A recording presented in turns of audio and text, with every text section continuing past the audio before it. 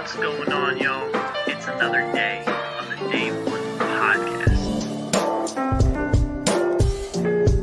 I'm your co-host, Anthony.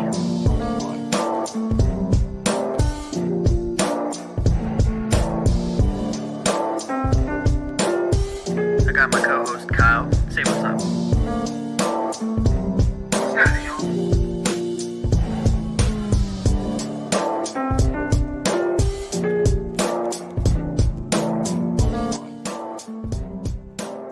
Let's get this shit going, baby.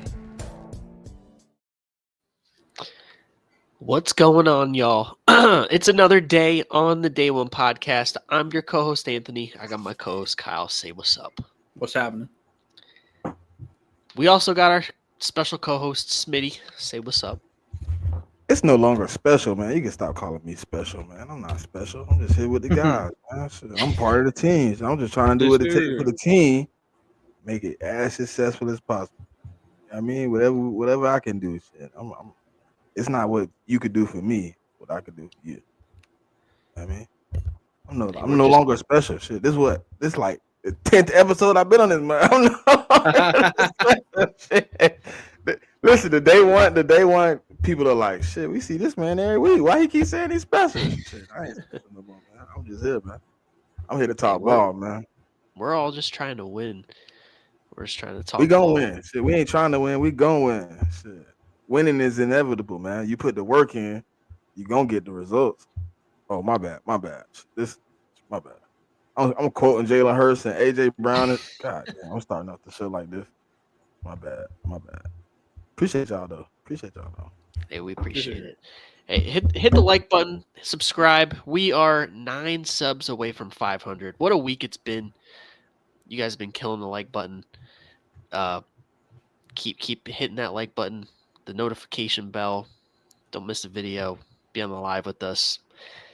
It's the NFL season. Week 1 just got over. We're going to talk about, the matchups from last week. Get into some of this talk about some of the quarterbacks that found new places and have been cooking in week 1. And then we'll also discuss the upcoming games for week 2. So, yeah, hit the like button, subscribe, do all that fun stuff. For sure. Nah, it was an interesting week 1 though, bro. I mean, I can't even lie. I was kind of entertained. I mean, somebody said it. I was sitting down watching the game. They was like, "This way more entertaining than week 1 of college." Can't lie, definitely was. Yep, I definitely was. Yeah, I think we learned a lot. We learned a lot in week 1. I think there was a lot of surprising performances in week 1, especially with the lack of preseason play over the last few years, especially this year. To see some guys play as well as they did in like some of their first snaps of the year, and guys that tend to play bad in week 1, continuing that to follow suit. It's crazy. Joseph Burrow. Hello. Yeah. You don't want to put a name on that bullet. I'll sign it. 113 yards, 1 passing touchdown, but pulled off a very close win against the Browns. It's just funny because the Bengals fans wanted to talk about Jalen Hurts' performance and his passing chart, but when you look at Joe Burrow, this week? How did they sound this week? Oh, a win is a win, huh? Ah, interesting. He did enough to win the game. You starting to sound like a fan base I used to know, man. Cognitive like a fan base I used to know, man. We don't even do that no more because y'all don't want to hear us. Y'all want to listen, so we're just gonna let y'all have it at this point. The work is being put in every day, whether you see it or not. I see it because you see it behind me. You know what I mean? He be chilling with me every day. You know what I mean? Every time I'm sitting down in this chair, I got Jalen Hurts with me. You know what I mean?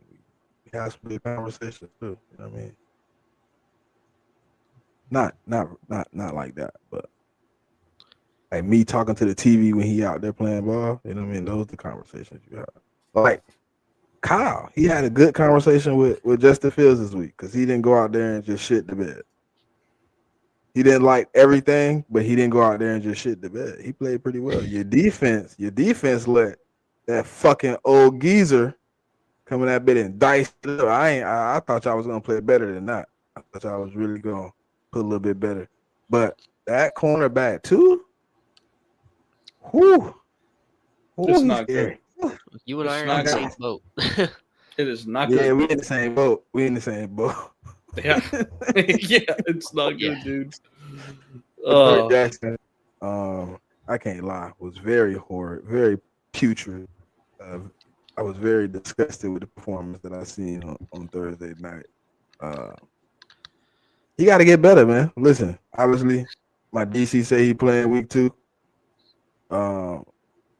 He doubled down on it again today, so shit. We're gonna see if he get better. I mean, last year they want me to give grace, but listen, I don't think the man gonna get better. I'm gonna be honest. Let me tell you. Listen, I know people watching, but just keep it real. The man was cheeks. He got cooked on every time they threw the ball to him. He just gotta stop it. Okay? He has to stop. Please get him off the field. Anybody else? Listen. You know what? I'm gonna go see how my meniscus doing, and I'm gonna go try out because I can play better than Adoree Jackson. I'll be right there with At you. 35 plus, I can play better than Adoree Jackson right now. I get out there and I'll give at least one game better than him. I ain't gonna give up 103. I'm probably gonna get ejected though, because the way I play is probably not legal. It's been a long time since I put pads and cleats on and went out there and had to play under the new rules. I've coached the new rules, but I don't think I can play like that. You know what I mean? And I don't even think I don't even think my knee gonna hold up long enough to play like that. I'm gonna get give you about 17 snaps. This knee gonna give out. It's gonna be gone. But Adoree Jackson played pretty bad. People want me. Matter of fact, the person that reposted it, Rational, he wants me to give it an opportunity to see the defense with Jalen Carter on the field. He wants me to be optimistic about Adoree Jackson and his ability to play football. But I am not optimistic, and I will not give him an opportunity. I will slander him till he is off the football team, or at least on the bench. I did it to 2 other players. Y'all remember me being very upset with Mr. James Bradbury. I remember. I was also very upset with a guy named Avonte Maddox. Those 2 guys. Further, I was upset with Nicholas Morrow for the longest. But he wasn't even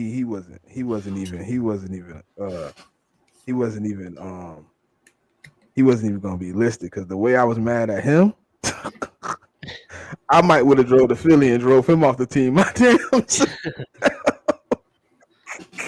He was bad, bro. Bad.com. But obviously you got to give it time to grow. You got to give Jacory and Bennett an opportunity to learn the scheme. He kind of really just got here.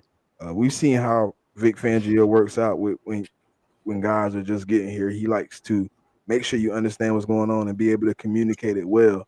So you're on the field, you're not just giving up blunders. You know what I mean? So I think he will rock out with Adoree Jackson until Jacory and Bennett is ready to play. I think he will. He did it with Avonte Maddox with Cooper DeJean in the weight. You know what I mean? He waited until Coop was 100% knowledgeable of he was healthy. Think about it. He played the last preseason game. That was his first action. And then he had to wait 4 weeks to get the start, because Vic Fangio defense is as simple as people want to make it seem. It's a lot of communication. It's a lot of passing things off. It's a lot of teamwork when it comes to the back end. It's dependent on the front end, but it's a lot of teamwork on the back end. You know what I mean? So when you see guys not being put on the field, it's because he doesn't believe they understand the defense enough to be able to perform at a high level. And he had Adoree Jackson the whole offseason. So he does believe that Adoree Jackson understands the defense enough to go out there and be sufficient, even though he was very bad in game 1. At least I'll give him this. This is the one grace I'll give him. he won't play CD Lamb again for a few weeks. So he got a break, I guess. But next week he has another handful. After we play the Chiefs, which I don't sleep on the Chiefs because I was just telling somebody last night. I was sitting here and I was like, they were like, oh, they don't got receivers, they don't got this and that. And then my memory, even though I hate having PTSD, I had a moment of PTSD, Kyle. And I was just like, they beat me in a Super Bowl with McCole Hardman, Kadarius Toney, Juju Smith-Schuster, and Sky Moore. And they beat me in a Super Bowl with that. So saying they ain't got weapons is kind of out the window a little bit. They can win without weapons. I just want to see if he can hold up. They're going to attack him. Obviously, Patrick Mahomes is a great quarterback. They're going to attack Adore. So be ready. I mean, all you can do is prepare yourself at this point. You see what happened last week with Dak Prescott, who to me is a somewhere top 15 quarterback, however you want to put him, wherever you want to put him. He attacked you. So shit, what do you think a top 5 quarterback gonna do? He gonna shoot his shot every time he get a chance. He gonna put you in bad position. Andy Reid are gonna draw up plays to get you in penalized situations. You're gonna have to be disciplined. You're gonna have to be better. You have to perform because it's no help that can help you off the line. Nobody can stop you if you're getting beat off the line, bro. If you getting, and then when you're not on the line, you getting beat on every underneath route they can run. Slants, drags, comebacks, everything is easy picking. So you're gonna have to get aggressive. I would rather you be up in his face and making a play than sitting back getting cooked. I don't know. It's gonna be a long road if he stay on that field though.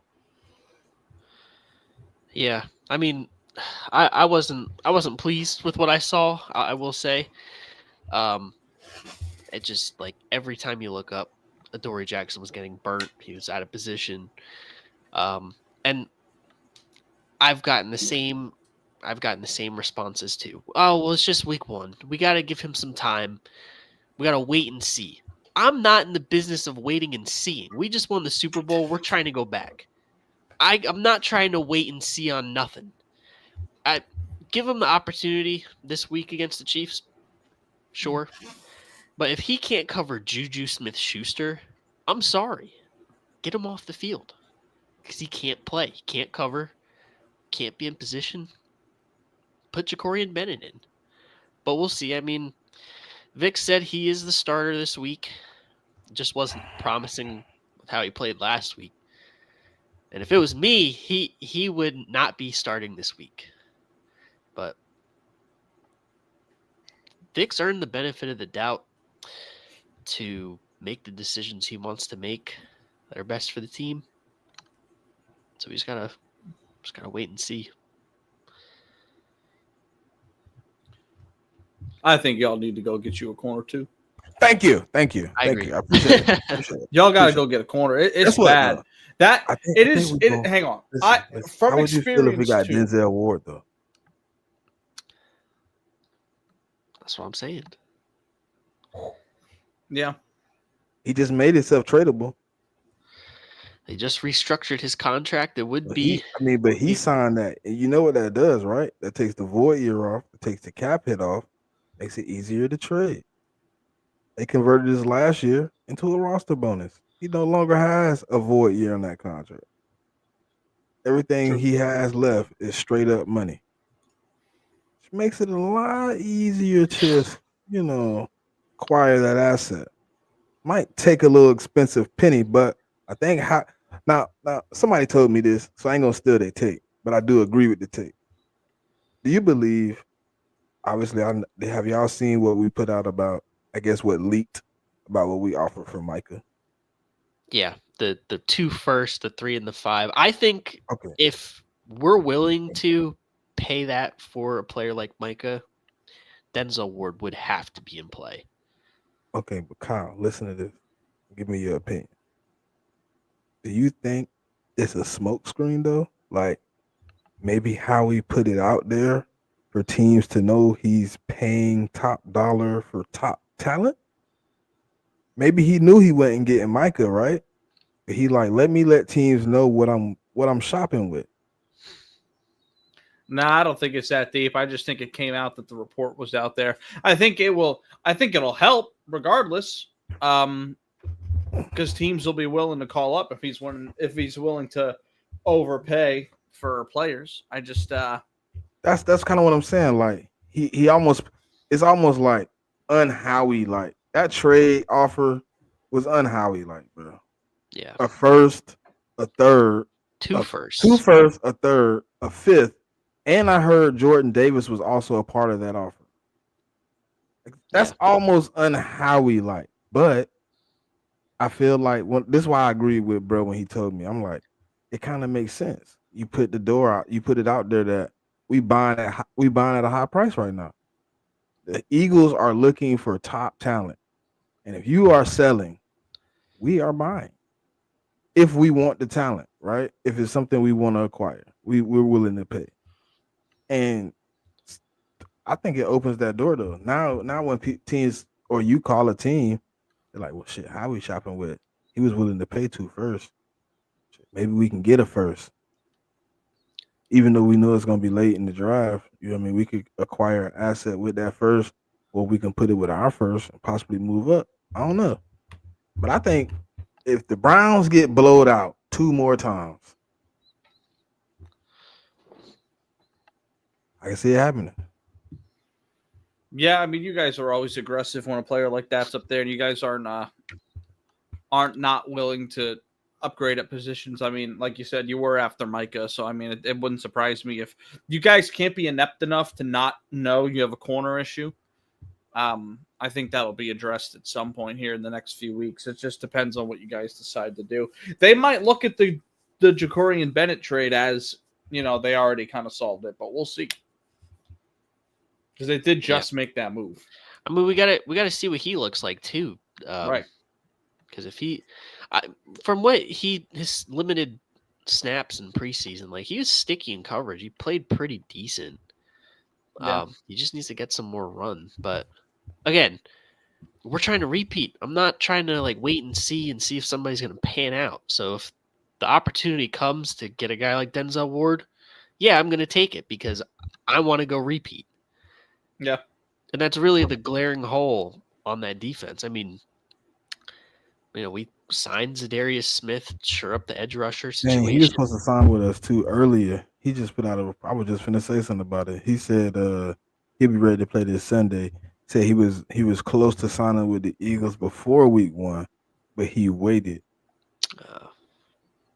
But you know why he waited, right? Because Howie said, I'm not paying you no damn guaranteed contract. Yep. I'm not giving you that shit. Hell no, we ain't guaranteeing nothing.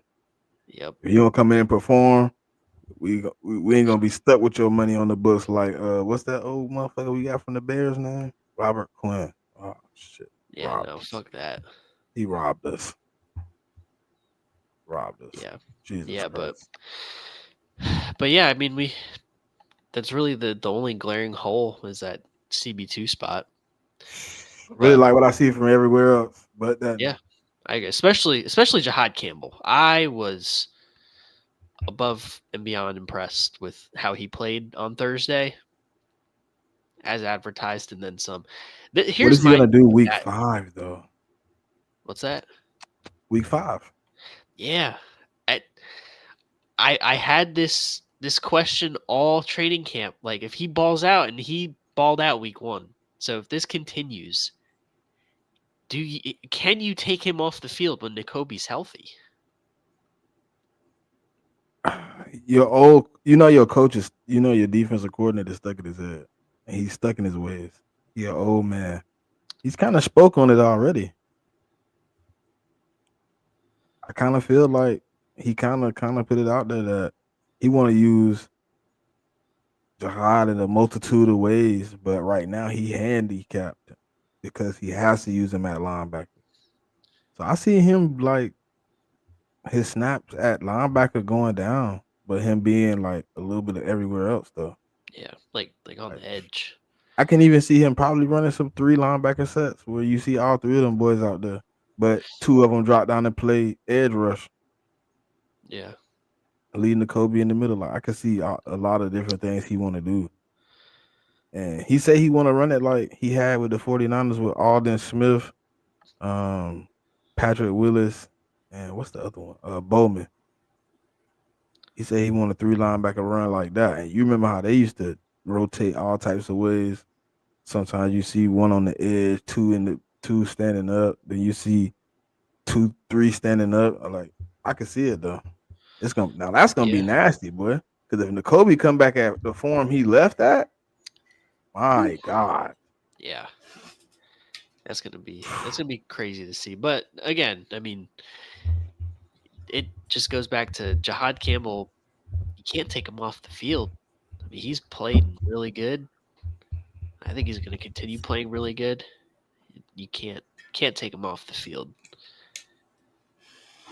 He had the highest PFF grading. Yeah, he played well. He played very, very well. No doubt about it. There's no denying how well he played. But Kyle, come on, man. Talk about these Jets, man. You seem disappointed over there. I mean, it's a double-edged sword. I mean, we did a lot of things I didn't expect us to do well, and we did a lot of things that I kind of expected to go bad. I like what I saw out of Justin Fields. I thought he played really well. I think he had probably a top 10 quarterback performance of the week for sure. His ability to run the ball, playing off the RPO, opening up holes for Breece Hall, just utilizing the RPO. His passing was on point. He threw the ball down the field a number of times. And he spread it around as good as he could. I thought Justin Fields was by far one of the best highlights of our team this week. I have a few pretty glaring concerns. Honestly, we talked about corner 2. Brandon Stevens should not be getting reps as a starter, and we paid him for 4 years, so he's going to play. So that's just going to have to be something that we live with. It's just, there's no escaping that, I don't think. And I also think we need help with depth at wide receiver. I like our tight end combo and Mason Taylor and Jeremy Ruckert. They played well this week. But more than half of our receiving numbers came from just Garrett Wilson and Breece Hall. I didn't really like what I saw out of Josh Reynolds. He only had 2 catches for 18 yards, 3 targets. He wasn't particularly open at all. Tough matchup. He was probably going against Darius Slay most of the game. But still, at wide receiver 2, I'd at least like a little bit more of a try to get him involved. And then Tyler Johnson, he got some run for us. He was fine, but relying on Tyler Johnson to become your 2 or even your 3 probably isn't what the expectation should be. I think we have a glaring hole at wide receiver 2, and I think that needs to be addressed. We just lost Xavier Gibson. They cut him because of that fumble on the punt, which basically lost us the game. And I'm happy about that. That's one thing that I really, really love about this week is accountability. Aaron Glenn, as soon as he got to the mic, was like, we can't be fumbling. We can't be turning over the ball. If you're going to be doing that, you're not going to play. And then 2 days later, he gets released. I'm happy about it. I thought our pass rush was awesome all night. Aaron Rodgers picked us apart, but it wasn't for a lack of getting to him. He had a quick release all game. But we had 4 sacks, 2 from Will McDonald. I'm happy with it. And I also thought our run defense was really good as well. We only held them to 2.7 yards carrying. Their longest rush was only 9 yards. I think that's the expectation. I think our defense actually played okay as a whole. I just think we need a little bit of help on the secondary. Sauce had an all-pro type game, but kind of like Anthony, you and I were talking about it off screen, kind of like with Quinyon Mitchell. He can play really, really well, but it's not going to matter if the other 3 in the secondary are playing like shit. The whole unit's going to suffer. I think we have the same thing with Sauce. But other than that, I really like what I saw. I'm optimistic. I just, having Aaron Rodgers have his best game since he was a Packer against us is a little painful. But honestly, I'm happy he's not a part of the team anymore. My team's out of the media coverage, and that's where I like us to be. I thought Garrett Wilson was great. Breece Hall was great. I think our unit – I think this offense can be this good on a week-to-week basis, maybe not every week. But I like a lot of what I saw. We just got to shore up the pass defense. And other than that, I think we played really, really well. I think a lot of it, Aaron Rodgers was throwing a lot of guys open too. Like, I don't think our coverage was necessarily that bad. I think our whole defensive scheme was pretty good as a whole. But a lot of screens that kind of opened up for like guys like DK Metcalf, Calvin Austin had one, even Youth had two. I remember that quite a bit. But other than that, man, I'm pretty excited for these next couple of weeks. It's just, I think if we were going to win one of any of the first 3 games, this would have been the one, because next week we're at home against Buffalo, and then the week after that we have to go into Tampa Bay. So that's kind of where I sit with it. I got there's some big holes that we got to address if we're going to try to make a play at a wild card spot. If Justin Fields plays like this, I don't expect this level of play to continue, really. I expect it to kind of be inconsistent. But if it is, that's great. Then we'll be viable for a wild card spot, but we got to shore up wide receiver 2 and corner 2 if we're going to do that. So that's kind of what I took away from the game. We would have won without that fumble on the kickoff. That's kind of how I look at it. Yeah, I definitely agree with that. I mean, Justin Fields, he didn't make any mistakes, didn't turn the ball over, put it in any harm's way. He managed the game really well. And, I thought he played. I thought he was the reason, like, if you were going to win the game, like, he's the reason why you would have won the game. Mm-hmm. No doubt. But the defense definitely has to get a couple stops. Yeah. The turnovers killed you. One turnover. That's all it took. So, I mean, that and the penalties as well. There was a lot of penalties, a lot of things to clean up. But, I mean, same with the Eagles. I mean, we had a shit ton of penalties that were unnecessary. The one of the most egregious being Jalen Carter getting ejected for Spitgate. But, you clean those things up from week 1. It's just not going to be a consistent thing. And if it is a consistent thing, then that's a problem. But I actually think penalties. I think penalties for us is actually going to be okay. The way that Aaron Glenn is holding this team accountable, I think cutting Xavier Gibson right after week 1, making that mistake, is big. I think that's a real good tone setter. I think we're going to see things like that kind of diminish a little bit. I mean, every team has an occasional game with high penalties. I don't expect that to be the trend for my team. We haven't been historically, even when we had poor coaching.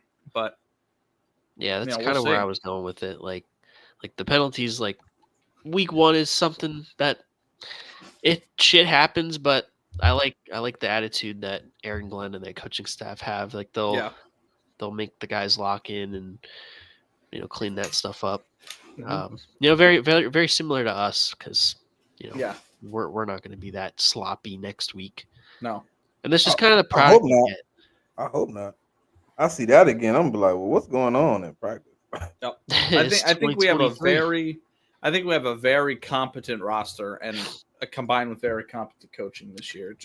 It depends on the consistency of Justin Fields, limiting penalties, things like that. It's just the problem with us is losing a heartbreaker like this, like week 1. Being the Jets franchise, it's probably very easy to be like, oh, here we go again. And then it's kind of like setting the trend for the season. If we come out and play a really good game against Buffalo, I don't think we have to win, but if we play them close somehow, I think that could be the quote unquote moral victory they're looking for. And then maybe we get a win in week 3 against Tampa. But it's tough, man. Like, this is the game we should have won. It's not going to surprise me if we start 0-3. And I think, after that, it's really not much easier. I mean, we're at the Dolphins, which is, hit or miss. Cowboys at home, we might be able to beat, but we got Broncos. I think the Panthers might be okay. Like, it's second half of the season's easier for us, but starting off 0-3 is not going to be good. We need to beat either Buffalo or the Bucs. And I don't think we're beating Buffalo. So, yeah, I mean, we'll see. But yeah. That was Just definitely beat the one. Bucks up for me, man. You know what I mean? Go ahead. Yeah. Do our dirty work, bro. Get I got you. get them a little weak so we can. Yeah. I gotta go out there in that heat, man. I gotta, you know what I mean, do something. We got a little bit of get back to get from 2023. Even though it still ain't gonna feel good. Mm-hmm. I need to beat them in the playoffs. I ain't beat them in the playoffs since the 90s. Yeah. It's kind of nasty work. They closed down our last stadium with a pick six. The vet, yeah. Yeah, Rondé Barber pick six. Close out Jason Kelsey's career with a blowout. Yeah, we got some unfinished business.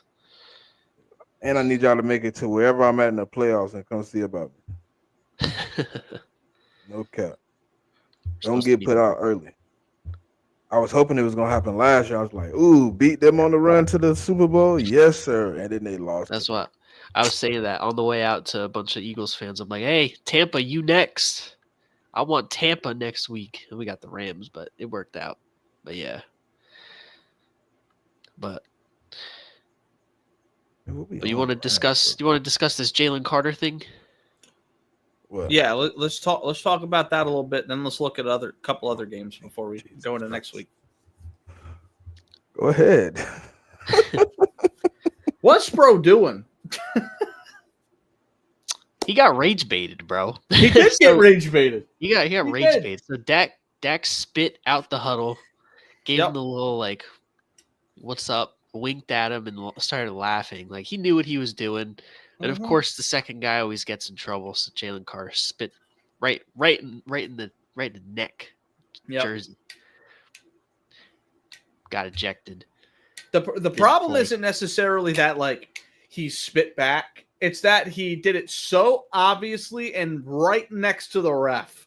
Like the ref was right here, dude. Yeah, he like was. That. Like, you know what I mean? You could probably get away with that if the ref is 10 feet away and you spit a little fucking thing. But he spit like a fucking bowl's worth of spit directly at him next to the ref. Like that is just that's cold.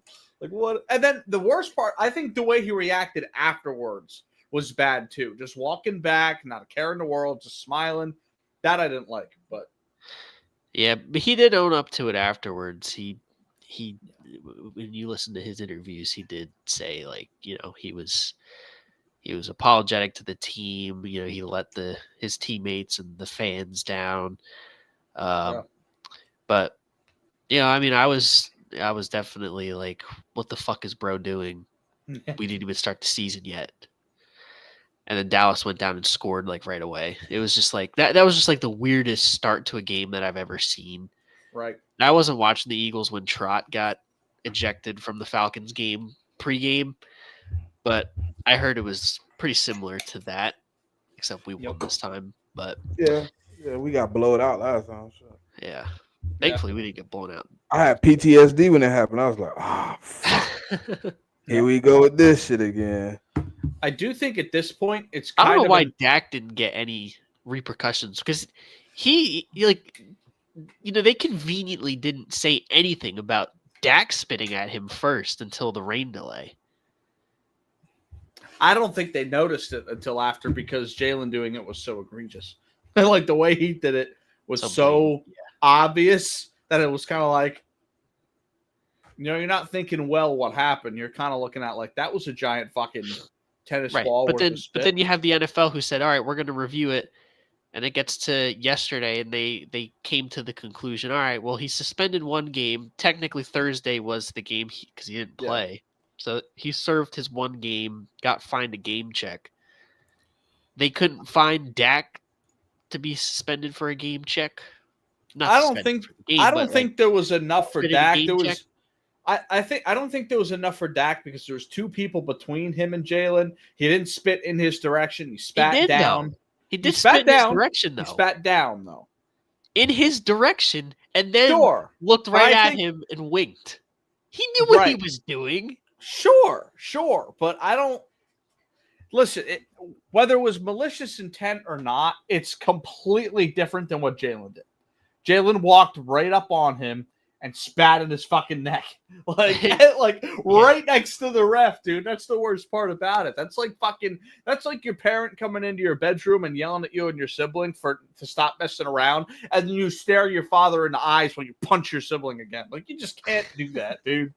You're asking for it. Yeah, It don't matter if you. No, I know. Jalen Carter spitting at Dak, because I know he's still stupid for that, but I feel like Dak should have gotten fined or something. Like, there's no way that the NFL says, all right, we're going to review the whole incident. And they obviously review before that, leading up to what made Jalen Carter spit right in his neck, and not say, oh, well, Dak was at fault somehow. Yeah. I think because they ejected him, they kind of had to back their refs. So they were like, okay, we're going to find him a game check, and we're going to suspend him, but we're going to count game one. It's basically a wash at that point because you guys won the game anyways. I think they're trying to treat it as a non-story and just move on. That's my takeaway, at least. I don't think there's like a favoritism thing here. I just think one was something you probably shouldn't do, and it wasn't really caught that well. And the other thing was I basically threw a fucking tennis ball of spit right at your face, right next to my mom staring at me, telling me not to. That's just how I look at it. Not that Dak did anything right. I just think what Jalen did was so egregious that it was kind of like, gotta set an example. You know what I mean? Yeah. That's. I'm just glad they didn't suspend him another game because they were floating that around. Yeah, they could have, but they didn't. That would have been a bad look, considering that we're going into Kansas City on Sunday. Yeah. Them staring down the barrel of 0-2. Oh, we're going to suspend their best defensive player for another game. Right. I think that's part of the reason why they didn't. It'd have been an uproar. Shit. You suspend them for the Chiefs game? Oh, yeah. That would have been a nightmare. And I think conspiracy alert, that would have been up. I think their reasoning for if they did suspend him another game would be Jalen Carter had questions coming out of school. Now he's acting out, let's set an example kind of thing, but it's bullshit though. He's done nothing since he's coming to the NFL that requires that. So, and they didn't. You know what I mean? We can sit here and say, "Oh, the NFL almost made a mistake." Well, they didn't make a mistake. They did what they thought they did. What everyone probably thought they should have done. So, yeah, they ultimately made the right call, most logical choice as to his punishment. Yep. So I was saying that like the game suspension's essentially that he didn't play in the Cowboys game. Find him a game check and move on. I'd prefer he would just slap the fuck out of Dak later. Yeah. Yeah, where was the suspension for that? Bro. Yeah. I wish he'd have just been like, all right, you got it. You got it. And then like later on when like Dak like stepping up in the pocket. Just getting unnecessary roughness. Yeah. That's what you get for spitting on me. Man. I mean, we weathered the storm through that. I mean, it was kind of rough just because we were light already at defensive tackle. Yep. And then losing our best player in Jalen Carter, it was just, from bad to worse. But we muscled through it, and now we'll have him back for Kansas City. So it's a wash as well. So, dude, let's go over a couple of these other games. So, like, Buffalo-Baltimore was a movie. Yeah. Dude, that was incredible. Josh Allen went out there and proved to me that they're an actual viable Super Bowl contender this year. In years past, I've always said they're going to win 13, 14 games, but I don't expect them to do anything towards the Super Bowl. I think Buffalo has a real opportunity this season. They showed it to me on Sunday night, dude. Yeah. They are so damn good. And if Keon Coleman is gonna act like that against that secondary, get 8 catches for $112 and 1 touchdown, good Lord. Yeah. Yeah, we're the AFC's in. Well, the Kansas City Chiefs are in for a challenge. I played on the other side of that. I'm kind of disappointed in how Baltimore finished that game because that defense was playing lights out football up until that fourth quarter. Yeah, and they just blew it. How do you blow a 15-point lead in the fourth quarter? You fumble the ball, you go 3 and out, you punt, and then you play bad defense the last 2 minutes of the game. That's how you blow it.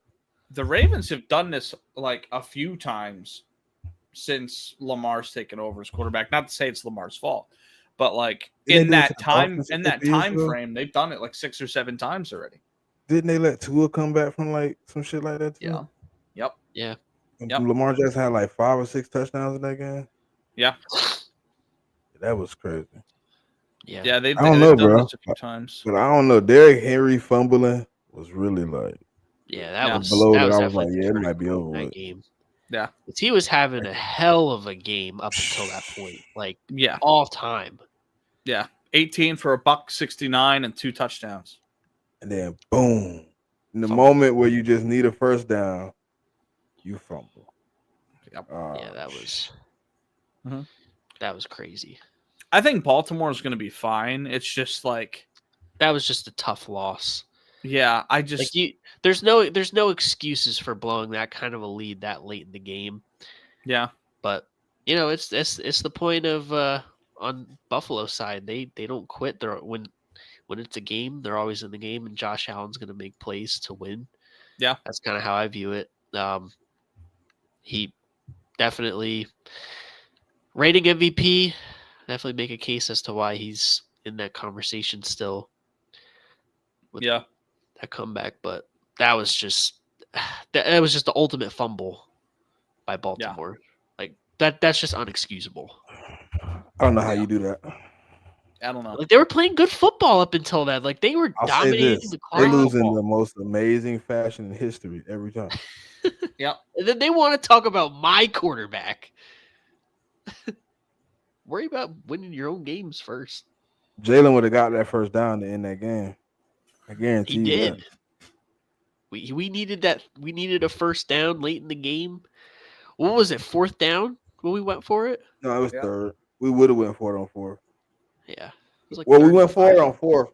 The previous set of downs, but the set of downs you talking about to end the game, it was 3rd and 3. It was like 3rd and 5.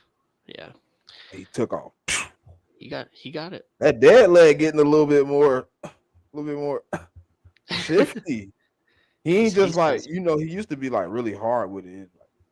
And then like cut. He was just like he just like pumped it. Like, but he was like, oh shit, okay. He didn't do it. But he got the first down. Shit. But Josh Allen, man, like hats off to him. He played a hell of a game. And my boy Keon Coleman. Yeah, I mean, people be talking crazy about my boy, but shit, when it was time to get a touchdown, he was there. I think like it was a really good game up until like that point. You know what I mean? Obviously, Lamar Jackson not being able to pull it out, it's kind of disappointing when you're watching the game and you see like a team like getting beat for not even 3 and you usually say 3.5 quarters. You got beat for like 3 3/4 of the game. Like it was pretty much over with. And you choked it away. So you gotta be better. Yeah, like I said, it's unexcusable. You had a double-digit lead late in the game.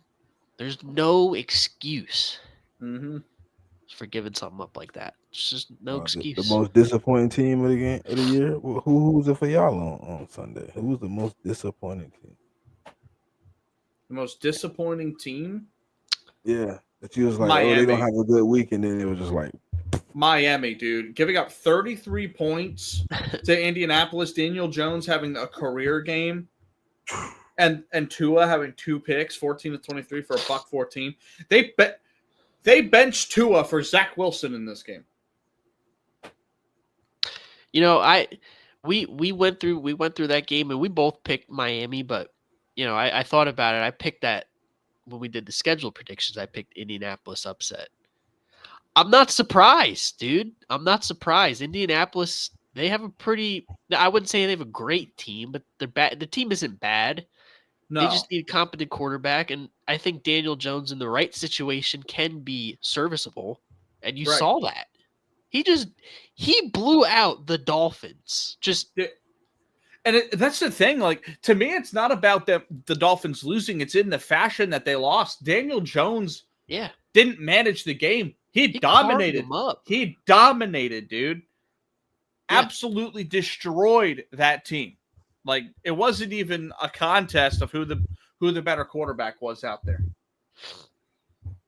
It was nuts. Like, I've never seen Daniel Jones play football like that. That's Maybe insane. He wasn't the problem on the Giants, man. Maybe it was just the Giants. I don't think he was an answer, but he may not have been the biggest problem. That's for sure. I mean, I think he's got better weapons than he did with the Giants as well. Probably I mean, Michael Pittman, Tyler Warren, Alec Pierce is good for a 30-some yard Jonathan Taylor catch every fucking week. Adonai Mitchell, dude, like Tyler Warren. Tyler Warren. Oh, yeah, he was nice. Cooking. Yeah. You blew it. You blew it. Yeah. You blew it. And they didn't even run the ball well either. Like, no, they didn't. 40 for $156. Like, that's a lot of carries, and for not a lot of yards, it's 3.9 a carry, and that's consistent like across the board. No one really ran the ball particularly well, and for Daniel Jones to perform the way he did, dude, like that, they held up. It was 33-0 it was 33-0 at one point. Yeah, that's insane. It's nuts. Insane. What you got? I mean, I feel like that's the right situation for him, though. Yeah. Yeah. What's a team that disappointed you, Anthony? I got another one, but a team that disappointed me. I hope you say this because I got one. I'll say Detroit. Okay. But just because they're supposed to have that cachet, but they lost a lot of pieces and they have a lot of question marks, and that was a huge game against a division rival who had just traded for Micah Parsons. Right, like just shook up their D line. Right. And it's not only the fact that they just shook up their D line. The Lions couldn't run the ball at all against that D line that just got shaken up. Yeah, not at all. It's insane. And you would have thought the run defense would have been a little bit worse losing Kenny Clark. No, they just could not run the ball at all. And then the pass rush was just dominating all day. Micah Parsons, I forget, 57. I can't remember bro's name, but he was Rashawn Gary. Yeah, Rashawn Gary. Yeah, he was cooking. Yeah. And Jordan Love was playing confident ball. They were doing whatever they wanted. So I think the Lions definitely were disappointing because they seem like a team that, they've over the last few years, they've emerged as like maybe not like a Super Bowl contender in the NFC, but they're one of the teams that are always in the conversation come playoff time. They're conference contenders. Right. Yeah. But, that's just, they're going to take a step back. And that was kind of disappointing. I told y'all that, though. 8 new coaches. I said that, though. I ain't necessarily talking to Andy Kyle, but I'm just saying, like, the people that's watching. Told y'all that. And y'all didn't believe me. Yeah. No. They got the talent. Talent ain't always suffice if you ain't got good coaching. Talent only takes you so far. Yeah. You can't go out there and just dial up bullshit. Yeah. I don't think they had a second one. Yeah. Carolina, dude. Oh, I knew you was going to steal that one. Carolina really upset me. Bryce Young looked like garbage. Chuba Hubbard ran the ball poorly. I liked what Tech McMillan brought, 5 for 68. That was nice, but like they had 1 tackle for loss, no sacks. It was just bad. Like Travis Etienne last year, where they were talking about coming into this year how he might not be the running back 1, he might be the running back 3 because of Tutton and fucking Bigsby, and he ran for a $143 on him. They didn't even get a good game out of Brian Thomas. He had 1 catch for 11 yards, and they still just dominated this entire game. Yeah, I was very disappointed with how Carolina played. But if we're looking at like more of a contender kind of team that was disappointing. Hey, don't steal all of them. No. Yeah, go ahead. What's yours? Go ahead. Give me one. The Broncos. Yeah, I was going to. Them too. Yeah. Very disappointing. But they won, but yeah. You were inefficient on offense. You struggled against a team that has no talent. They are talent deficient. And they were in that game up until somewhere in the fourth quarter when you just like, all right, they don't have any juice left to even get the 8 points. They just wasn't catching the ball. But it was a few times I was like, Cam Ward might drive this down, and it was like Calvin Ridley and whoever else was out there just couldn't catch the ball. But that was very disappointing to watch because I was expecting to see them build off what I seen last year, like really be dominant on defense, really be dominant on offense. I thought that game wouldn't be close, but obviously. I will say I don't think this one's as bad as it actually seems. I think Bo Nix had a couple bad interceptions, but like the Denver defense is what we thought it was for sure. They had 6 sacks, 14 quarterback hits on 28 dropbacks. It was a lot of stuff. That's insane. Box score seemed cool. I watched that game. And I seen receivers running wide open. He hit the stride. And they don't catch it. He 2 seconds out of his hands, completely in his hand drop. I'm like, whoa, like what? Like, bro, that was. I hate to even say it, but it reminded me of like, I don't even know. Like, remember that game where I do remember I do know. You remember that game, Chiefs versus the Detroit Lions? Week 1? 2 years ago, a year ago, 2 years ago. It was like the opener season. Yeah, week 1 last year. You remember how they was just like dropping passes wide open and shit? Mm-hmm. And that's what that game looked like in the fourth. They just wasn't catching anything. Yeah. Yeah. I mean, obviously, Pat Surtain wasn't giving no shit. But... Yeah. If you want to say a second, if you want a second one that was really embarrassing, the Texans. Yeah, that was my next one. Texans were bad. It looked like they did not improve on that offensive line at all. Mm-hmm. Not at all. Under fire.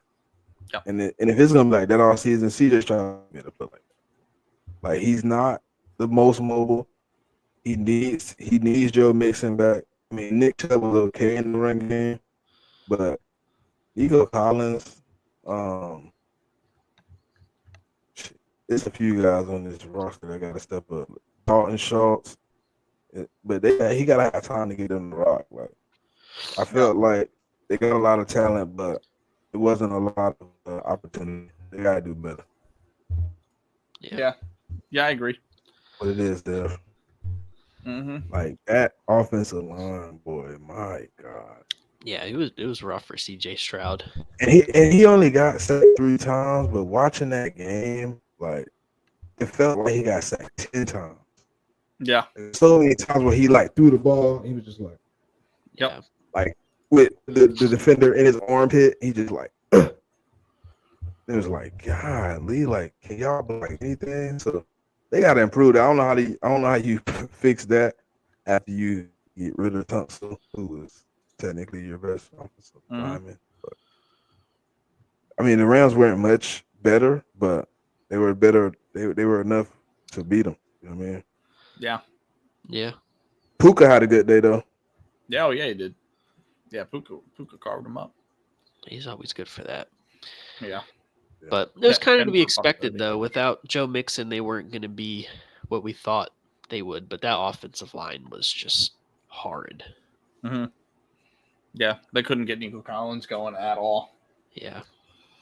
And Chubb wasn't bad, though. Like, Chubb was not bad. Like, I know the box score say he had, like, maybe 60 yards, but he played well with the offensive line being as shitty as it was. 4.6 yards a carry with that offensive line is an accomplishment. Mm-hmm. Yeah. It's crazy. Yeah. Oh, the Giants' defensive line was disappointing, too. Not the whole team, because I didn't expect their offense to be good, but I expect that defensive line to at least have some type of NASCAR package. Yeah. They were not NASCAR. No. Three sacks out of that D-line. Dexter Lawrence was kind of a non-factor. Yeah. Shit, I don't remember hearing his name. Shit, low key. Yeah. He was a non-factor in that game for sure. For sure. Now Brian Burns though, that boy the truth. Yeah, he is. That boy the truth. Yeah. He cooked. Whoever that is on that right side, he was cooking his Yeah, I did. Yeah, Yep. he was whooping him. I said, "Oh my god, Yeah, man. damn!" Yeah, he The way. one I seen, like, cause I ain't watched that whole game, but like the one I did see, it was like a clean shot too. Like Jaden Daniels couldn't do nothing. It was just like snapped the ball, took his 3 steps. When he went to step back, it was just like boom. I'm like, oh my, he gonna be a tough block. And if they get the rest of them guys going, that defensive line should be good. But they were very disappointing this week.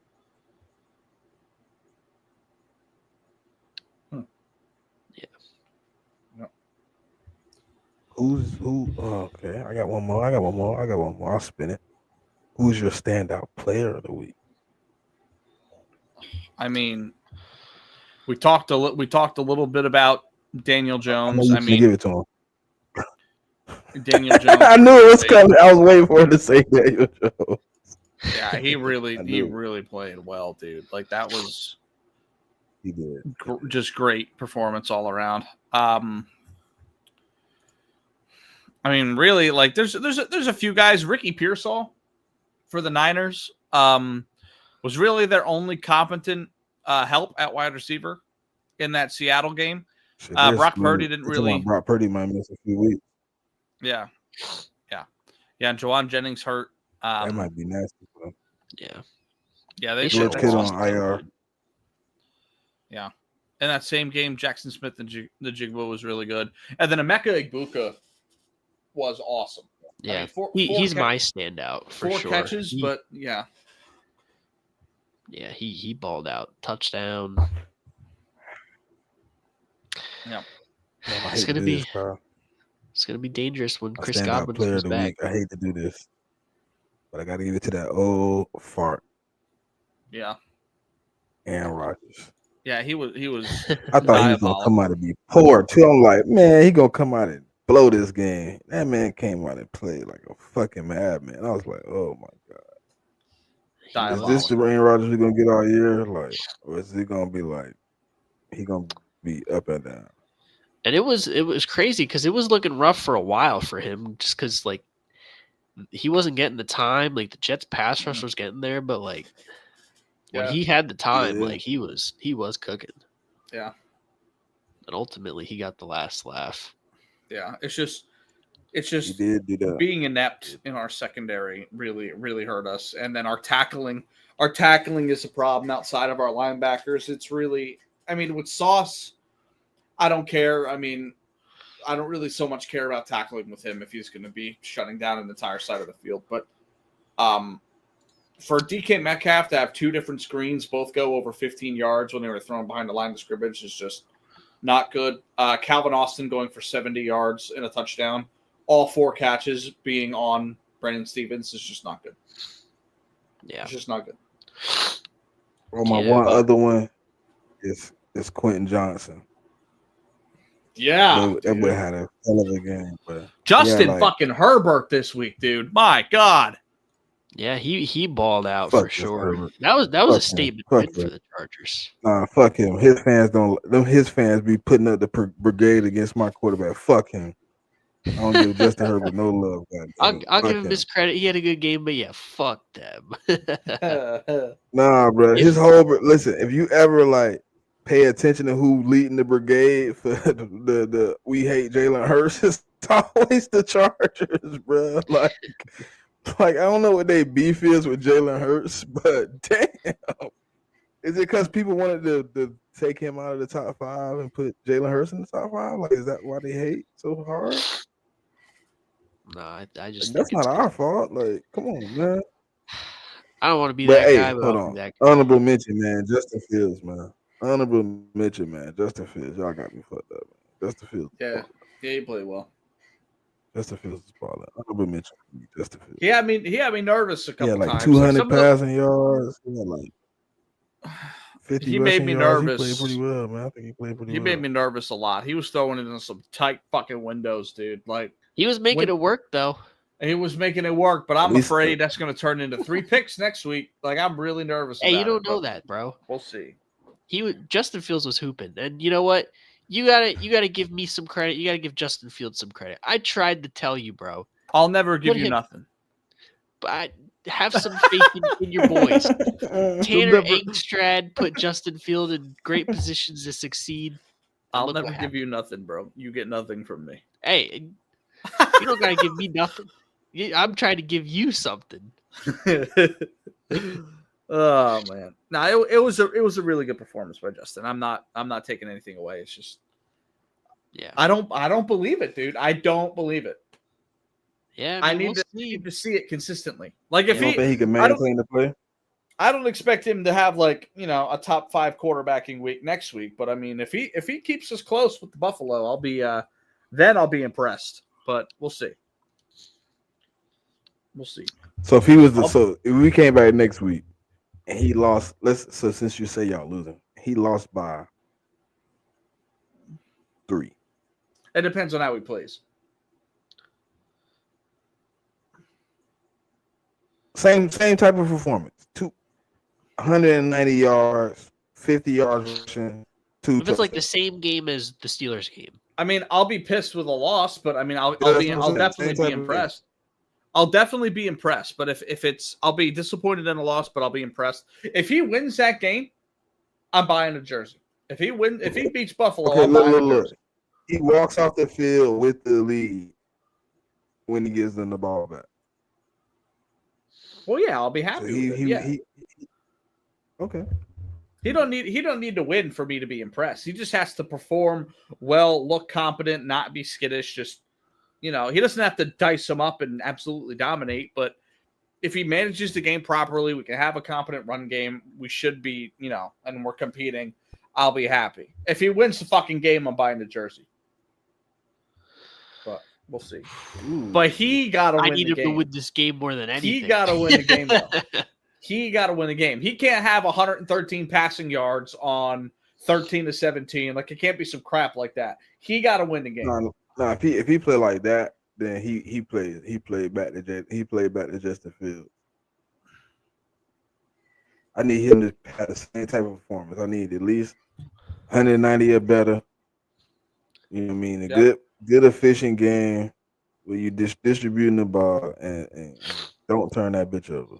Facts. That's all you can really ask for. High efficiency. Don't turn the ball over. I want to see more rushing out of him because, listen, he had a good passing game, but he could do it.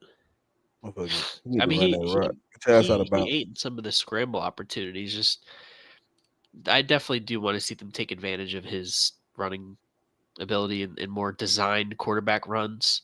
Yeah, but we'll see. I mean, it's only week 1, so we'll see as the year goes. But hey, bro, I know the schedule looks a little bit tough, and you just had a tough loss, but you have quite a few things to look up to. I do, but it's just I'm tired of being happy with 8-9, dude. You know, like I'm tired.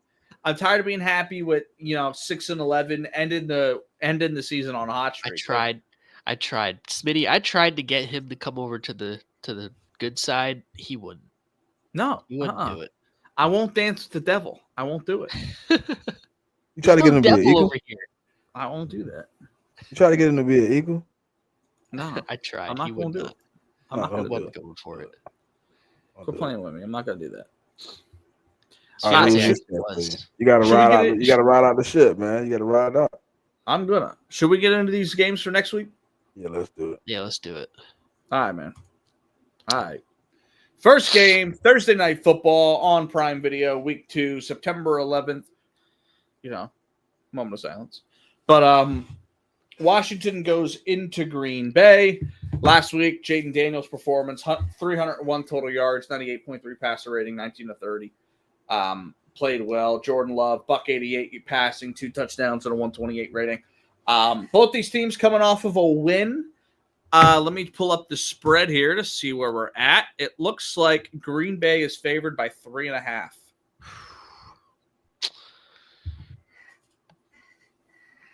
Green Bay favored by 3.5. Played well, dominated their division rival, NFC contender over the past few years, Detroit. Washington beat up on their little brother. 3.5 points for Green Bay.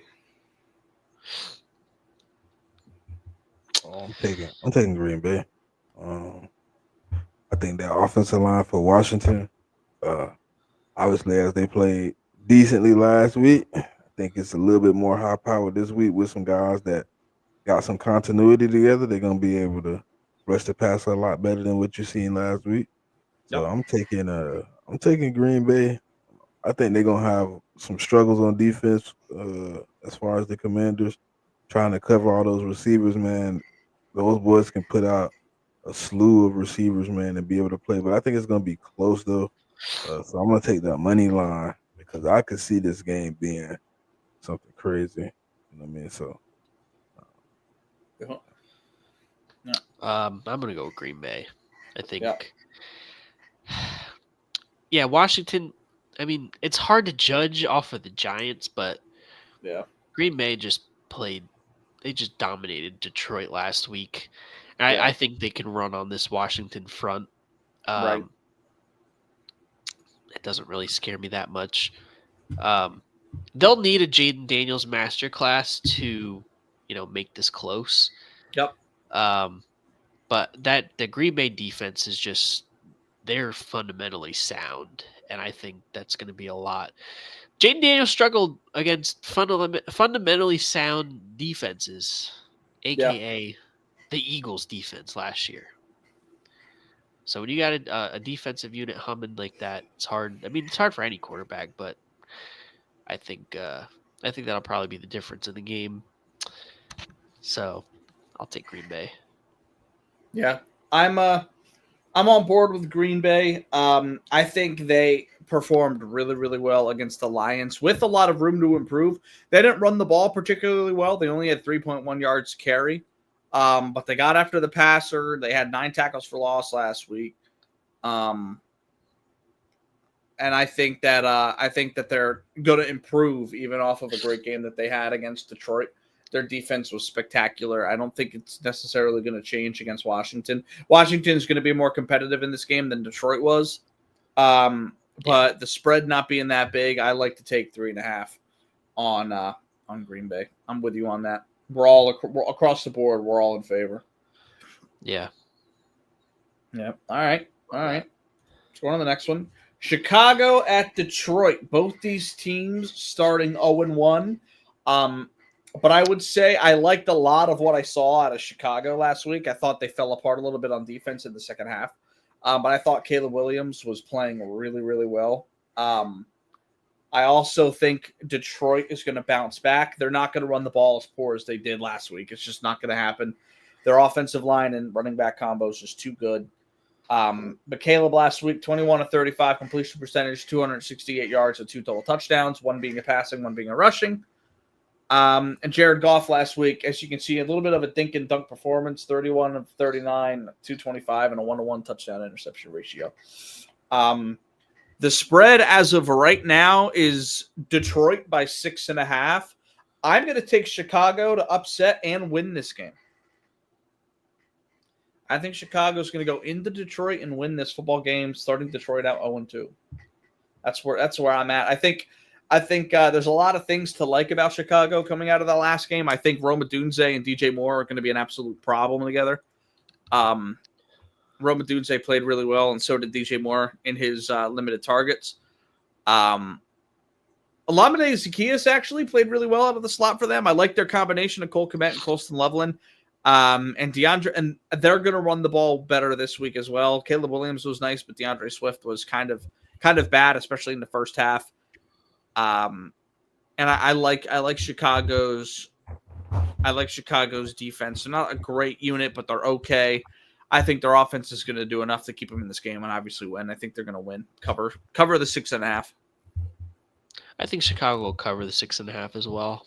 I think Detroit will probably win a close one. I can't see them dropping to 0-2. Yeah. But I do like, a lot of the things that Chicago did in that first half against Minnesota. I did like, and then you also have the Ben Johnson factor going into his former team. Pretty familiar with, what Detroit likes to do offensively, defensively. So I can definitely see them covering. I think it's tough in those like late game scenarios.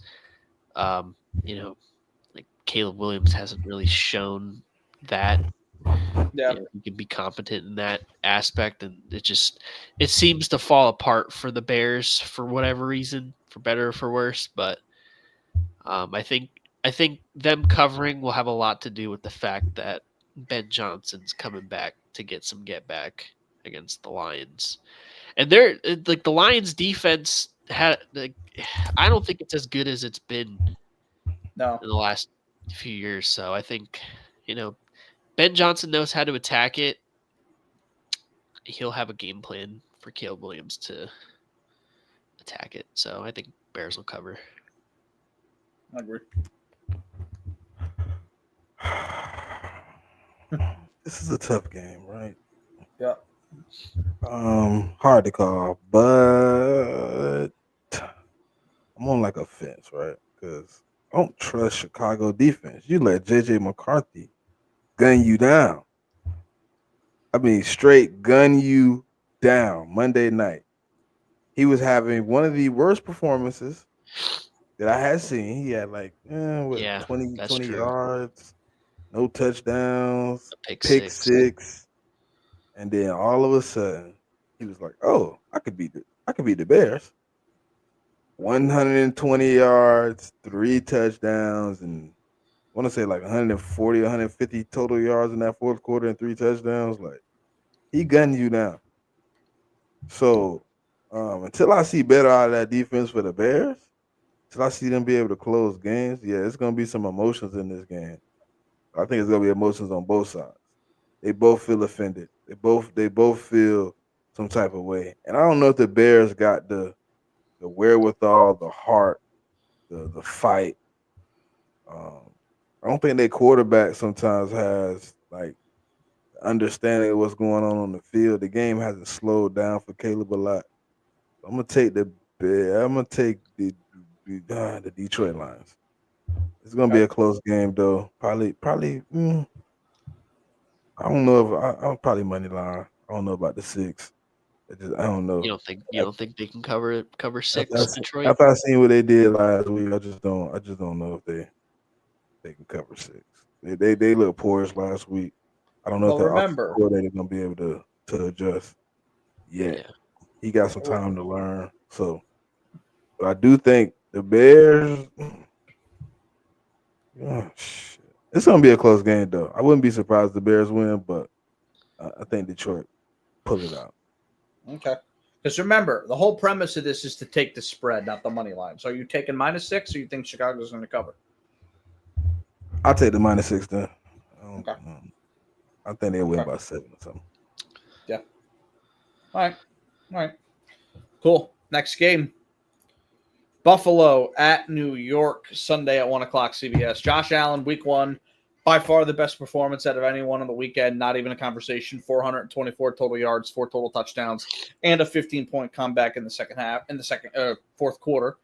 And then Justin Fields, 266 total yards, 3 total touchdowns, 2 being rushing, and 119 passer rating. How about that? It was a performance. I put this game on here, one, because of the performance of the Jets. I think they're gonna, like you said, I think they're gonna surprise some people this year. That they played really well, and I think there's a lot of things that they can repeat. Plus, the spread's a little big. Buffalo's favored -6.5, so I figured this would be an interesting one to throw in here. Go ahead, Anthony. What do you think? Who are you taking? 6.5, Buffalo. See. My initial thought is Buffalo -6.5, but I like what the Jets did last week. They did a lot of things, man. And you consider Pittsburgh to be one, not like number 1 in the AFC, but you consider them to be like a top AFC contender, right? Do you? Who? The Buffalo? Pittsburgh, I think they're wild card. I think they're a pretty much guaranteed wild card team, roughly 10-7, maybe 11 wins ceiling. Okay. Yeah, man. I don't know. This is a really hard game to pick. I think Buffalo wins, but Yeah. like the question that I like for me is last week's game for the Jets such an emotional letdown that they come out flat this week and get blown out, or are they gonna have some dog and fight and claw? Because low key, I can see the Jets covering, Yeah. but I could also see Buffalo blowing them out. Yeah. So I'm really torn. I think that's like a perfect line. Yeah, it's pretty good. 6.5. I'm gonna have to defer to Smitty. I don't know. You come back to me. All right, Smitty, what do you think? 6.5. I think it's a coverable spread for the Jets. They could play this game really close. They played a really good team last week with a team that I think has, in my opinion, better defense than the Buffalo Bills.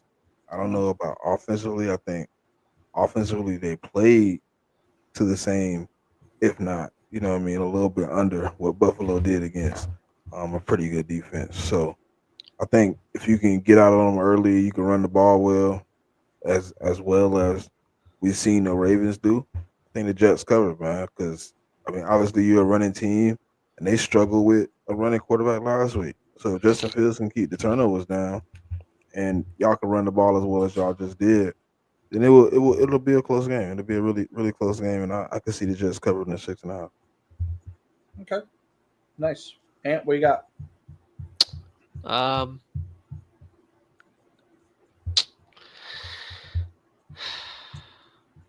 It's still tough. I'm gonna have to go with Smitty. The Jets. There's just something about like if Justin Fields doesn't turn the ball over, with what he showed last week against Pittsburgh, like he really did play a great game. Yep. And with Aaron Glenn and that coaching staff, I think there's potential for that to be the norm.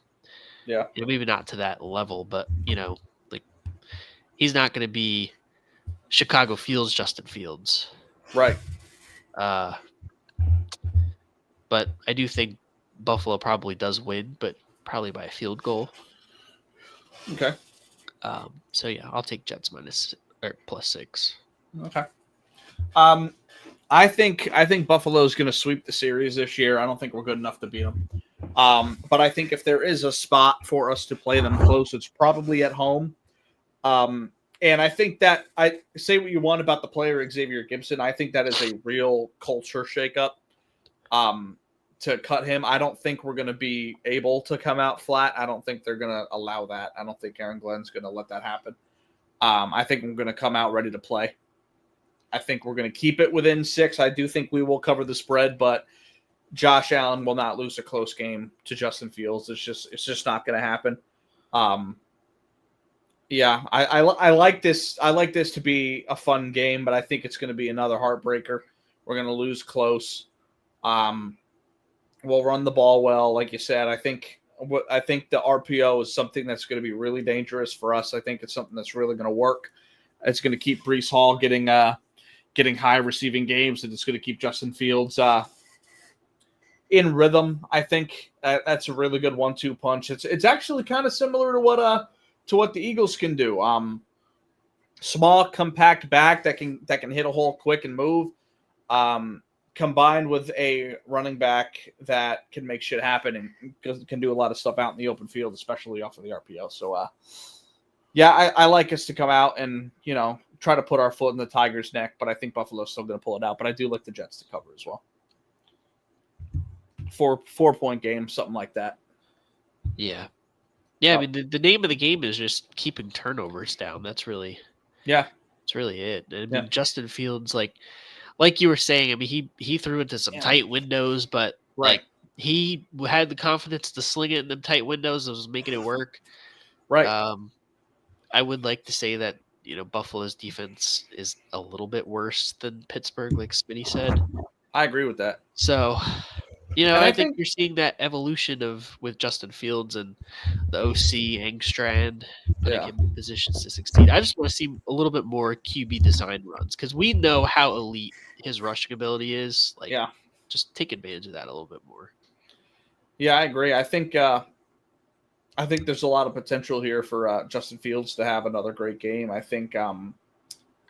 I also think Pittsburgh's got like a couple like world beaters on that team that make the difference in a game. Like TJ Watt had a couple of plays on us that was just ridiculous. Right, Jalen Ramsey. Like that final hit, like Garrett Wilson probably catches that ball against most corners in the league. But I don't necessarily think what you want about Ed Oliver, but I don't think Buffalo necessarily has that world beater type of team. I think they're a good overall unit. But I think there is some room for Justin Fields to have a very similar game as long as he doesn't have a boneheaded decision. I think we'll be okay. But yeah, I'm glad we're on the same page. I think they'll cover, but they're not going to win. Yep. All right. Probably game of the week. Sunday, 4:00, Fox, Philly at Kansas City. Philly starts 1-0. Kansas City starts 0-1 after disappointing performance. Jalen Hurts in week 1, 19 of 32 completions, 214 total yards, and 2 rushing touchdowns. Patty Mahomes, 315 total yards, 2 total touchdowns, and an 89.5 passer rating. Not the greatest. I think that's wrong. I don't think he threw 30 times last week. I think he was 19 for 23. 23. Okay, I might have been flipped. All right, yeah, you're right. Yeah, 23. Yeah, I had it. I just very efficient. 83%. 82%. 83.8, something like that. Yep, very good. I'll start off on this because I want you guys to be able to have your dialogue. I think let me see what the spread is. The spread is Philly by 1.5.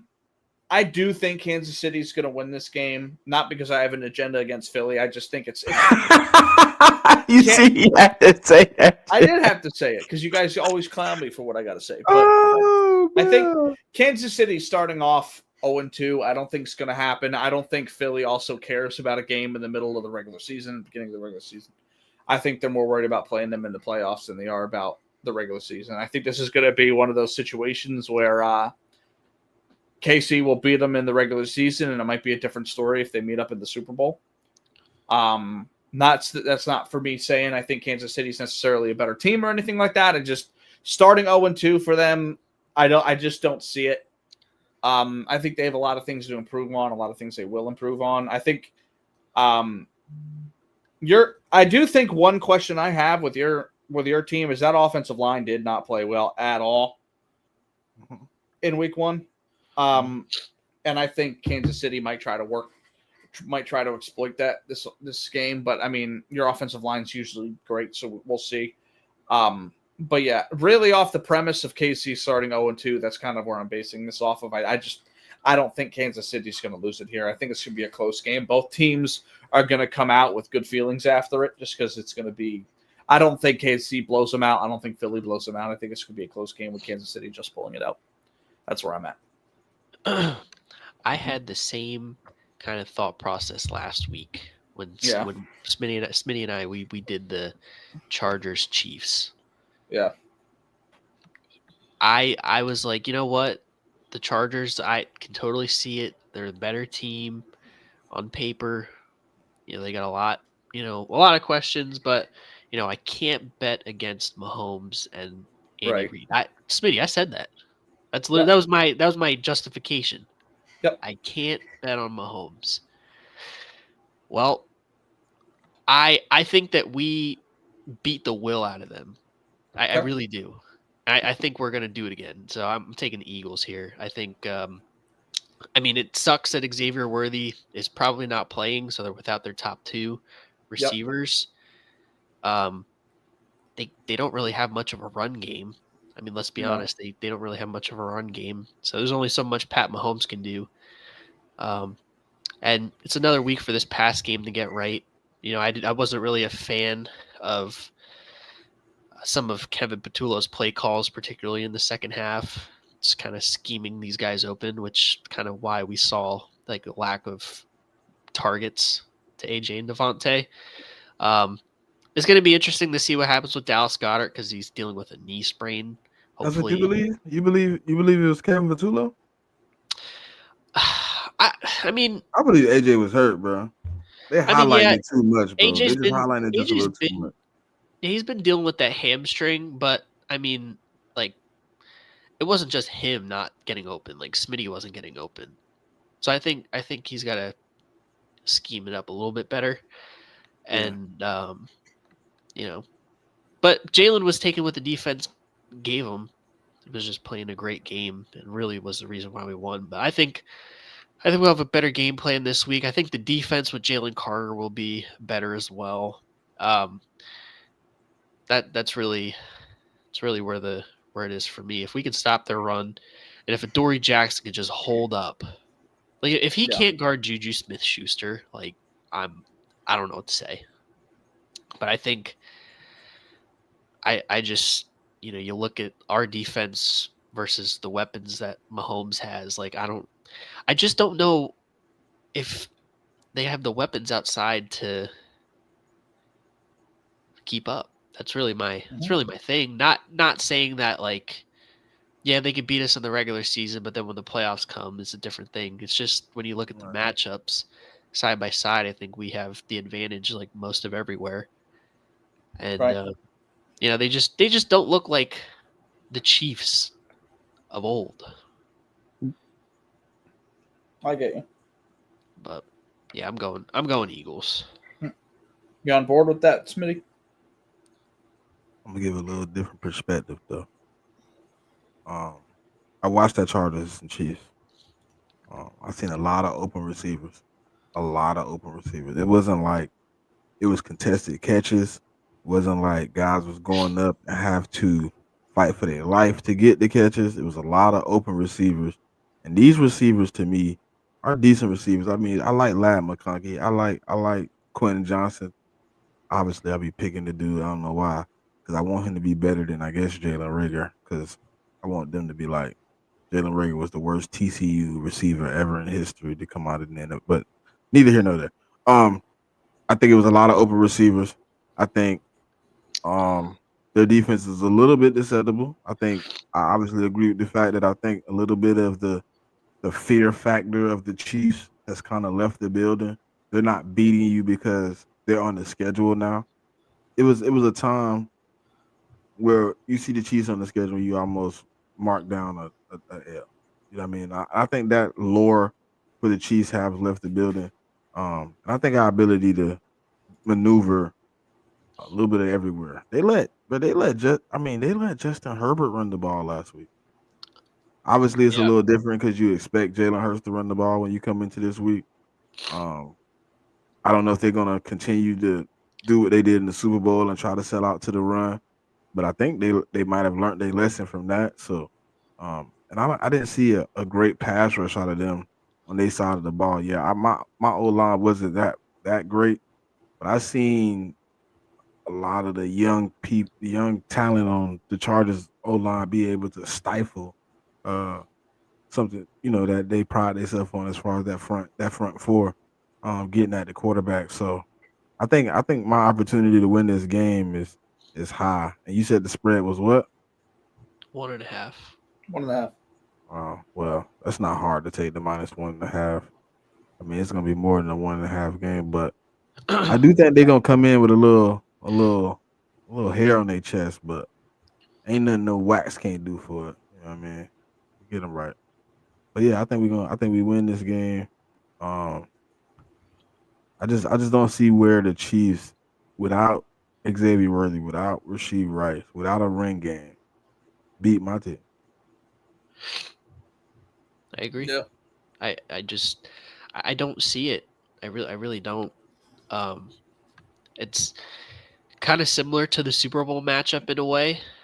I mean, going into that, it was like, yeah, we can stop the run game if their receivers. I mean, they had Xavier Worthy then, but even then, it was like, if these guys can't get off on this, then it's game over. So I even more now, I feel the same way without Xavier Worthy playing. Like, if Hollywood Brown has to beat me, I'm cool with that. He gonna drop one. him and Juju Smith-Schuster beat me any day of the week. And washed up Travis Kelce. Yeah. Yeah, and if we're able to get I mean, like you said, I mean, Ladd McConkey's cool. Quentin Johnston is not. It's not A.J. Brown and Devontae Smith. If they can get open like that, it's gonna get ugly quick. But yeah, no, I think we take care of business. If you let Jalen listen, if you let Jalen Hurts have another Super Bowl type performance against you, woo, that'd be tough. Hot take though. If we beat the will out of them again, imagine if they like just don't make the playoffs. Oh my, don't say that. I mean, you know how hard it is making the playoffs starting 0-2. Yep. Mm-hmm. But all right, we'll see. All right, 5th game here, Monday night, 7 p.m. First of a doubleheader.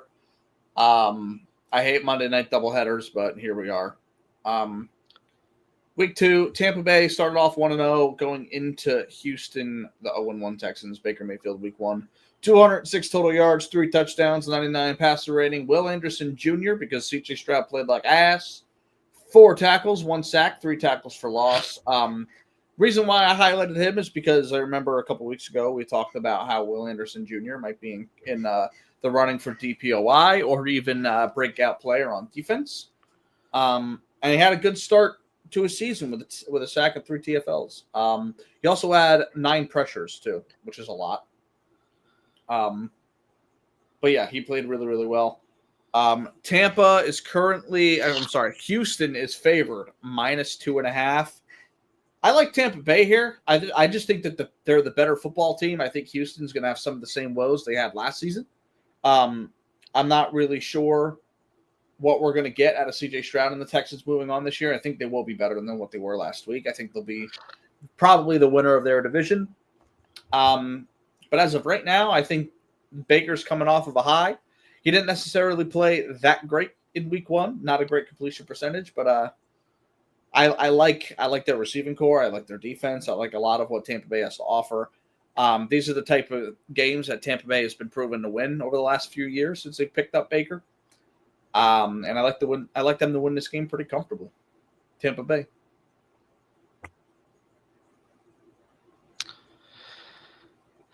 Yeah, I mean, that offensive line is just really the question mark there for Houston. In Houston,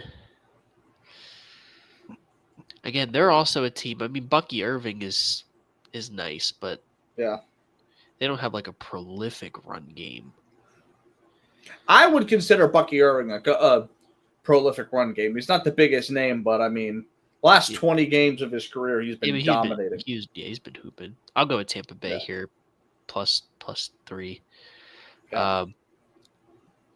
I could see this game going either way. Yeah, I agree. Just because, like, I'm still a fan of that Houston defense, but again, if you can't get anything going on offense, there's only so much that you can do. And Tampa has, I feel like they probably have more firepower in one of those kind of games, to get stuff going than Houston does. Yeah, but I mean, we'll see. I'll go Tampa here. Yep. What you got? Bing bong. Here it is. I told you I was gonna call one. Houston. Call one. One team that everybody think gonna lose. Call it. The Texans will get a win against the Bucks. Nico Collins will have a breakout. Give me the spread, whatever the spread is. If you want to boost it up a little bit, listen. The one thing Baker didn't have to see last week was a prolific defense. I will say this. The Texans, they're going to bring it. They're going to come with that defense. And I don't think the Bucks have a crazy pass rush like the Rams do. So I think that offensive line is going to be able to hold up against what they have. Yeah, you're going to get a few pressures from Vita Vea here and there. You know what I mean? You're going to see a little bit, but Nobody on that defensive line scares me for the Bucks. I think Nico Collins, I think Jaden Higgins, I think those guys have a breakout game this week. I don't think Nick Chubb get much better because that's one thing the Bucks do. They play with the run well. They will slow down the run, but they did let Bijan get off a little bit last week. But I don't think Chubb is Bijan right now. Now, Chubb a few years ago, maybe, but Chubb at this moment, I'm not sure. But Beth said it like 4 yards of carry last week. So if we can continue that type of stride, the game could be a little bit ugly. But I don't think it's gonna be what it was last week, man. I don't think this defensive line that they're going up against the Bucks is where the Rams is as far as pressuring the quarterback, as far as confusing, assignments and being able to get free rushes at the quarterback. They were able to do that a lot last week, even though a few times CJ Stroud was able to save himself from getting sacked by getting it off. But I don't think the Bucks are going to do a lot of stunting. It'll be a lot of blitzing, but that's going to give a team that likes to dump the ball off short a lot of yak yards. And CJ Stroud isn't bad against the blitz, so I'm gonna go with the Texans in this. I like it. I could see it. That was probably the hardest game to pick because I can see either scenario happening. Mm-hmm. It's just in my mind, it's can the Texans' offensive line hold up? Yep. More than can the defense make plays and wreak havoc against Baker Mayfield. Right. From what we saw last week, the worry is the offensive line. But like Smitty said, that defense will come and play. They got a lot of dogs on that defense. Will Anderson, CJ, Stingley. Yep. Al-Shahir, Jalen Petrie. They got dogs. But yeah. All right. Well, you guys want to real quick? I'll just throw out the other games and we'll just hit them all really quick and then we'll get out of here. Yeah, we could do that. All right. Cleveland at Ravens. Browns at Ravens. Ravens are favored -11.5. I'm going to take the Ravens to absolutely stop them. Ravens -11.5. Yeah. There you go. Plus 11. Don't do it to yourself. Hey, well, listen. I took the Browns last week and they covered. That's a good one. I'll take the Ravens this week. All right, Ravens. All right. Rams at Titans. Rams on the road are favored 5.5. I'm actually going to take the Titans here to cover. Probably not win though, but they'll cover at home. Give me the Rams to cover. Okay. I'll take the Rams. All right. Not too bad. New York Giants at Dallas Cowboys. Dallas is a 5.5 point favorite. Give me the money line and the spread for New York to beat them. Whoa, good brother. Giants didn't impress me last week, but I know that.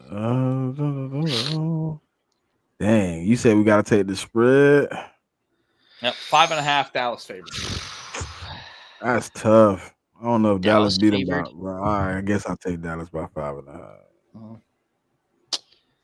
That's trash. I don't know how the Giants score points. That's my issue. Yeah. Yeah, I'll go Dallas. Okay. Niners at Saints. Niners are a 3-point favorite on the road. I don't care how many people the Niners lose. They're going to beat the Saints by 3. So do we like Mac Jones or Spencer Rattler? Spencer Rattler didn't look too bad. I like any quarterback in Kyle Shanahan's system against the Saints. Tough put one. Ben Roethlisberger in there now as is, and I think the Niners beat them. You put me in there? You think? Yeah. We would. Nah. Pick City. Nah, that's food. Oh, come on. Pick City. That's Pick City. You're gonna do your all-time quarterback like that? Hold on, is this for real? Hey, hold Jerry on. What? Jeudy to the Chiefs? No. This really happened? Let me see. No way. I'm Philly looking. Mike, please don't send tell us right now. OG don't be playing. I don't got nothing right now. No way he's making this. No way. I don't see it. Yeah, I don't see it. He's trolling. Don't send tell us. Don't send tell us right now. That's crazy. I'm gonna say, my God. Yeah. Wild. That's just unreal. All right. What do you guys got? Niners -3 or Saints? Oh, look. He talking about, I'm just kidding. Oh, man. Come on, man. Come on. Don't send tell us. Yeah. Shout out. We'll still beat them if they have Jerry Judy, but definitely got us on the I don't know about all Kyle, that. Nah, that'd have been a Dory Jackson getting cooked again. Yeah, that's what I'm thinking. Jerry Judy go for $110 on fucking Dory Jackson. Oh. Hey, so how do y'all feel about? I just seen the Schultz report. He got AJ Brown having a big game this week. Maybe. Probably gonna bet on it. I mean, it's AJ Brown. I wouldn't be surprised. No, I think a great receiver having a good game. No, but I think last week he was recovering, and I think this week he's gonna be recovering. Yeah, I go back to like the season opener in 22. Devontae Smith had 0 across the board, and he was fine. Like the next week, not he a target, got, not a catch, not nothing. Yeah, it was tough. That game was tough, and I ain't gonna lie, I crashed out on the podcast after that. All right, but what's the next game?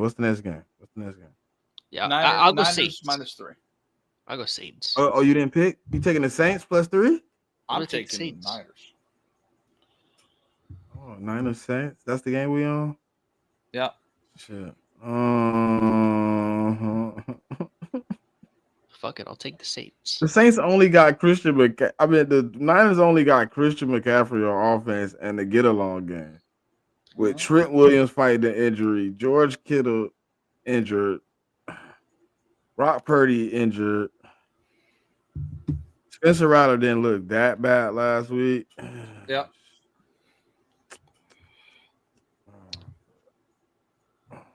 Mac Jones. Let's go, ladies. Yeah, but, all right, give me Mac Jones and the San Francisco 49ers. But, Kyle, don't do your all-time quarterback dirty like that. Telling me I can't get a win in a Kyle Shanahan offense. Oh God. Nah, and you cook. You cook, bro. It's all right. I might be good now, but yeah. Maybe back in the day, you know what I mean? You had a little juice left in the legs. Maybe. All right. Patriots at Dolphins. Dolphins favored -1.5. Give me the Patriots. How are the Dolphins favored after that shit? Because they're at home. I can't trust the Dolphins to do shit. Patriots. Me neither. Yeah, but the Patriots didn't do shit either.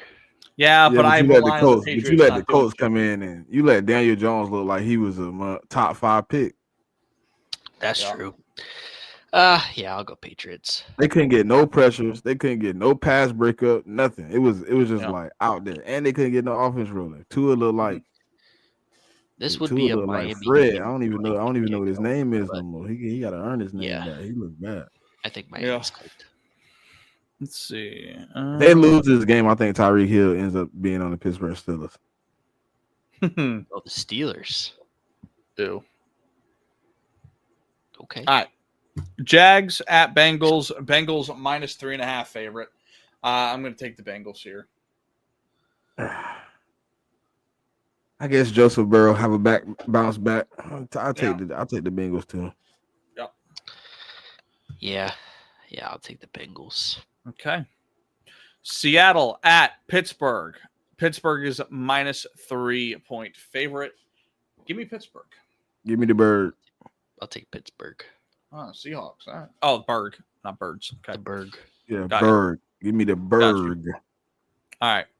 Denver going into Indianapolis. Denver is a -2.5-point favorite. Give me the Broncos. Excuse me. That Give me Denver Daniel Jones. You guys Yes, sir. We're there. You got it on this one. Give me Daniel Give Jones. me an and upset. Indianapolis That's Daniel crazy. Jones. That's Just crazy. stay hot. Daniel Jones ain't never seen a defense like this, I'll tell you. All right. You gonna stay hot. Cam Ward seen it. Yeah, Cam Ward seen it and had 100 yards passing and fucking 45% completion percentage. Hey, 12 to 20. Bo Nix ain't seen the Colts defense. All right. Yeah. Nick Cross really scares me. Panthers at the Cardinals. Cardinals are 6.5-point favorites. Give me the Panthers at plus 6.5. I don't believe in the Cardinals. I don't believe in the Panthers much, but Yeah, it's hard to believe in the Panthers after last week, but I was just gonna pick them, and then you jumped out in the window. So we're gonna go together on this one, I guess. I'll take the old Panthers. I don't know. Yeah, they probably still gonna lose, but I like them to cover. That's a tough spread. It is. I'll take the Cardinals. Fuck it. All right. Falcons at Vikings. Vikings are 3.5-point favorites. Falcons. Yeah. I'll take the Falcons. Yeah, I'll go with y'all on that. JJ McCarthy can't be that hot again. God damn it. Yeah, probably not. I mean, that was a hell of a quarter. Hell of a game. Got that right. All right. Last one here. Last one. Chargers at the Raiders. Chargers are 3-point favorites going into Vegas. Only 3 points? Yeah. I'm taking the Chargers. Yep. Yeah, me too. I'm on that. It's a round robin. Hell yeah. All right. Cool, dudes. That's the picks. Yeah, man. Cool. We locked in. I'm excited, man. All right. Y'all got anything else? You got me good, OG. Mm-hmm. Yeah, you did. really, we got NBA Centel live. Yeah, that's crazy. How does that happen? No How did you idea. let that happen? Everybody checking their phones right away. We had to fact check that. That's propaganda right there. But I'm excited. I think for the Eagles, this is definitely a test. You know, Super Bowl rematches are, they're always a game of interest, and I think for us at least, it's just another game on the schedule, another opportunity to get better. I think we will be better than we were last week, but we just gotta take care of business, finish our food. I want to see another 83% completion percentage game from Jalen. Get the run game going a little bit better. I think we'll be good. Yep. All right. Well, with that, this has been the Day One Podcast. Make sure you like, comment, subscribe. Whether you're on a boat, bus, or plane, you can get the Day One Podcast anywhere in the world. Make sure you subscribe to our channel. Make sure you like and subscribe to 4133 to Pod. Make sure you go down to your local Sprint Mobile. Make sure you get the 4 for $100 plan. Get yourself some cheap internet so you can watch anywhere, on a plane, anywhere, wherever you're at. Make sure you subscribe. Make sure you pay attention, because we're locked in all season long. But with that, I'm Kyle. That's Smitty, and that's Anthony over there. We'll see y'all later. Peace.